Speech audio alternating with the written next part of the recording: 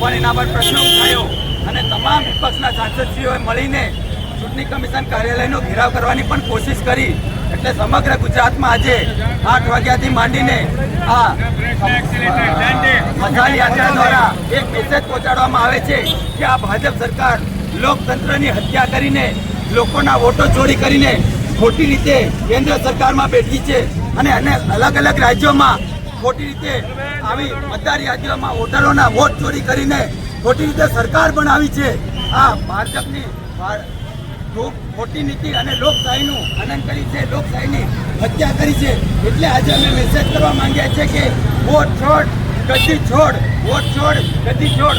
મોદી સરકાર છેલ્લા 10 વર્ષમાં લોકો પાસેથી વોટો ચોરી કરીને મતદાર યાદીઓની અંદર અને આ ઈવીએમ મશીનોની અંદર ચોરી કરીને સત્તા પર બેઠી છે। ખરેખર ભારતના લોકો, ભારતના તમામ સમાજના લોકો કોંગ્રેસ સાથે છે અને આ લોકોએ ખોટી રીતે સરકાર બનાવી છે, એનો અમે વિરોધ કરીએ છીએ। દાહોદ જિલ્લા કોંગ્રેસ પ્રમુખ હર્ષદભાઈની નામ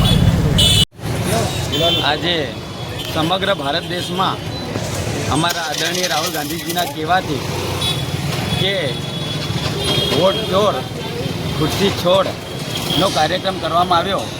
એમાં આજે 8 વાગે સમગ્ર ગુજરાતની અંદર મશાલ યાત્રા કાઢવામાં આવી અને એક મેસેજ લોકોને આપવામાં આવ્યો કે આ ભારતીય જનતા પાર્ટીની સરકાર અને ચૂંટણી કમિશન એ લોકો ખોટી રીતે સરકારમાં બેસી ગયા છે અને લોકશાહીની હત્યા કરી છે અને ખોટા વોટો, ખોટી યાદીઓ અને બધી જગ્યાએ હેરફેર કરીને સત્તામાં બેઠા છે।